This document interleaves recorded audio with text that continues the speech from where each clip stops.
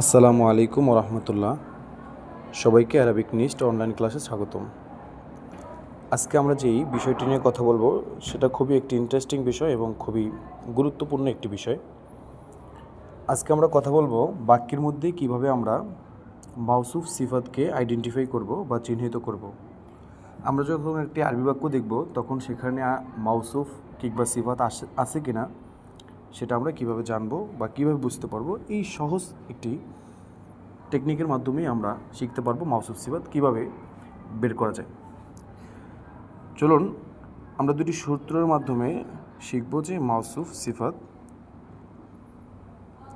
এটা কীভাবে বাক্যের মধ্যে থাকে। দেখেন, আমরা যদি দেখি নাকেরার পর পরস্পর নাকেরা আসছে, এই যে নাকেরা আবার নাকেরা, আমরা যদি দেখি বাক্যের মধ্যে দুইটা শব্দ একসাথে নাকেরা নাকেরা আসে তাহলে সেটা কিন্তু অবশ্যই মাওসুফ সিফাত হবে।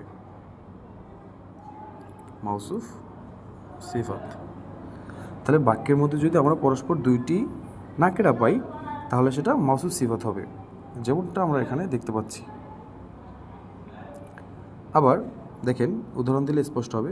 কিতাবুন, এই শব্দটা কিন্তু নাকেরা, কিতাবুন। আবার আছে জাদিদুন, একটি নতুন কিতাব। এই কিতাবুন শব্দটাও নাকেরা, জাদিদুন শব্দটাও নাকেরা। তো নাকেরার পর নাকেরা আসার কারণে প্রথমটি কিতাবুন এটা মাওসুফ হয়েছে, জাদিদুন এটা সিফাত হয়েছে।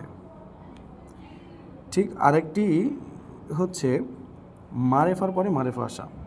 দেখেন, এই যে মারেফা মারেফা, বাক্যের মধ্যে মারেফা মারেফা আসলে, যেমন আল কিতাবুল জাদিদু, কিতাবটি নতুন।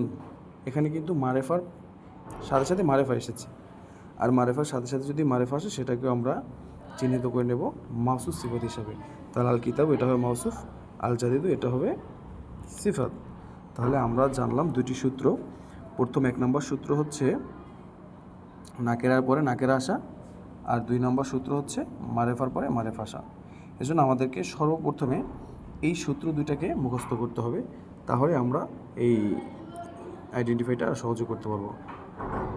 আমরা যদি এই সূত্রটা সুন্দরভাবে মুখস্থ করতে পারি যে নাকেরার পরে নাকেরা আসলে মাওসুফ সিফাত হবে এবং মারেফার পরে মারেফা আসলে মাওসুফ সিফাত হবে, তাহলে আমরা যে কোনো বাক্য পাবো, বাক্যের মধ্যে আমরা দেখব মারেফার পরে মারেফা আসছে কিনা অথবা নাকেরার পরে নাকেরা আসছে কিনা। যদি আসে তাহলে সেটাকে আমরা নিঃসন্দেহে মাওসুফ সিফাত হিসেবে ধরে নিতে পারবো। আল্লাহ তাআলা আমাদেরকে বোঝার তৌফিক দান করুক, আমিন।